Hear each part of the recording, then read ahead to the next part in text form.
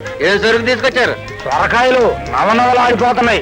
కాయ తీగ నుంచి దింపుతుంటే కళ్ళమ్మ నీళ్లు వచ్చాయంటే నమ్మండి. సర్లేవయ్యా, ఇత్తనం వేసిన రోజునే పులుసులోకి వెళ్ళిపోతుందని తెలుసు కదా.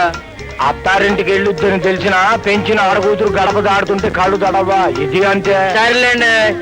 రే రాజు, వెంకటనాన్న గారి సొరకాయలు పాట పెడుతున్నా, అందరినీ పిలు. అలాగే అన్న. రే సొరకాయలు పాటు పెడుతున్నావు రండి. బాబు 6 రూపాయలు నా రిక్షా కూలి ఇప్పించి వెళ్ళిపోతాను. వారిని ఇల్లు బంగారంగానే కాసేపు ఆగర పాటకంగానే ఇస్తాను. అరవై కూక సర్కారు వారి పాట ₹1 పాడండి. ఏది పాడమంటారండి? నిన్న మొన్న కొన్న సరుకు కొట్టల్లో అట్టగా పడున్నాయి. కొట్లలో సరుకుంది కదా అని రైతుకు అన్యాయం చేస్తావా? పాడండి. సరే, మీ అందరి తరపున నేనే పాడతాను. సుబ్బారావు గారి పాట ₹2, జక్కరయ్య గారి పాట ₹3, గారి పాట ₹4, ఎర్రయ్య గారి పాట ₹5, జక్కరయ్య గారి పాట ₹6, ₹6 ఒకటోసారి, ₹6 రెండోసారి, ₹6 మూడోసారి. జక్కరయ్య, ఈ సొరకాయలు తీసుకెళ్లి నీ కొట్లో వేసుకుని డబ్బులు ఇచ్చాయి. ఏంది సొరకాయలు వచ్చినప్పుడు తొడపలకన్నా చేతివి, సొరకాయలు వచ్చే గిట్టుబాటు అవుతాయి అనుకుంటే ఇప్పుడు అట్టగే చేస్తావింది. అయితే ఏంటి, ఇవ్వనంటారా? ఈయన నేనేడంటలే కానీ గరికిపాడి నుంచి సరుకు రుచాలు వేసుకొచ్చినందుకు ₹6 ఇయ్యాల. నువ్వు ₹6 పాట పాడితే నేనేం తినాలా? రే రాజు, మార్కెట్ కమిషన్ 60 పైసలు, ఆశీలు 40 పైసలు, మొత్తం ₹1 తీసుకుని మిగిలిన 5 ఆయనకి ఇచ్చి పంపాయి.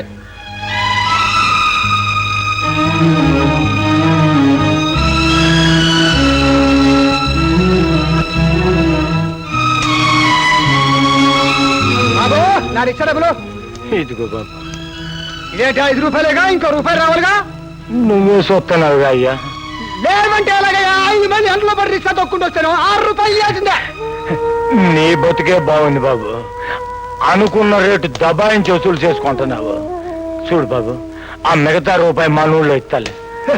మంచి గిరాకే.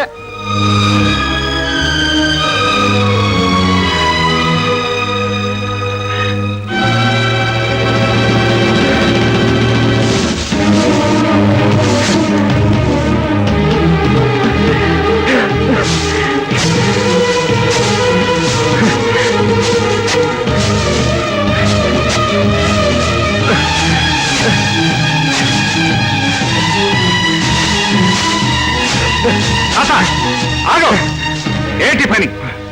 రే నన్ను ఆత్మాగా ఇవాళ ఈ చేనంతా తెగ నరికితే గాని చీకటడ్డాక నాకు కునుకు పట్టదురా. అసలు ఏం జరిగింది తాత?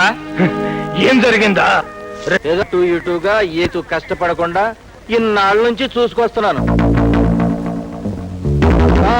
ఈ లాటు సొరకాయలు సర్కారు అమ్మమ్మమ్మ అలా అనకూడదు. మనం రైతుల్ని ఆదుకోవాలి. పాడండా. సుబ్బారావు పాట ₹2, జార్జి పాట, జాకోబు పాట ₹4, యేసుపాదం పాట ₹5, సుబ్బారావు పాట ₹6, ₹6 ఒకటోసారి, ₹6 రెండోసారి, ₹6 మూడోసారి. సుబ్బారావు, డబ్బు కట్టి సరుకు తీసుకెళ్ళి. ఆగు. ఈ రేటు కూరగాయలు ఇవ్వటం నాకు ఇష్టం లేదు. తీసుకోవాలి. ఇక్కడికి వచ్చాక మేము ఇచ్చింది చచ్చినట్టు తీసుకోవాల్సిందే. నీ అంగబలంతో ఈ ఊళ్ళో మరో మార్కెట్ లేకుండా చేసి నీ ఇష్టం వచ్చిన రేట్లో కూరగాయలు తీసుకుని ఏకఛత్రాధిపత్యం చేద్దాం అనుకుంటున్నావా? నేనెవరో తెలుసా? తెలుసురా. రైతుల రక్త మాంసాలు తిని తెగబలిసిన ఊరాంబోతు అని మార్కెట్ లోకి వచ్చే ముందే ఈ ఊళ్ళో సొరకాయ ఒకటికి ₹1.5 చొప్పున నువ్వు అమ్ముతున్నావని తెలుసుకునే వచ్చాను. రైతులను అమాయకుల్ని చేసి నువ్వు ఆడింది ఆటగా పాడింది పాటగా చేద్దామనుకుంటే అది ఇక చెల్లదని చెప్పడానికే వచ్చాను. ఏంటిది? ఇంతకు ముందు మా తాత తీసుకొచ్చిన ఆ 100 కాయలకు ఇప్పుడు నేను తీసుకొచ్చిన ఈ 250 కాయలకు ₹500 నేను తీసుకుంటున్నాను. ఇదిగో, మార్కెట్ లో ఉన్న వాళ్ళంతా ఈ డబ్బు పంచుకోండి.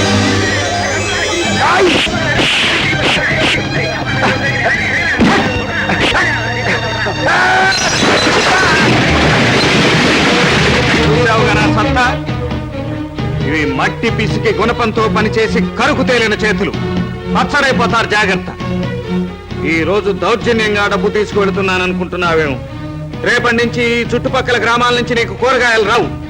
నీ దోపిడీకి సమాధానం అప్పుడు దొరుకుతుంది. ఇదిగో తెల్ల చీర, ఇదిగో మల్లె పూలు, ఇదిగో తెల్ల చీర, ఇదిగో మల్లె పూలు. తెల్ల చీర కట్టుకో, మల్లె పూలు పెట్టుకో, తెల్లార్లు నా పేరు బల్లించుకో. ఎందుకు? ఇదే అసలు రాత్రి, ఇదే అసలు రాత్రి.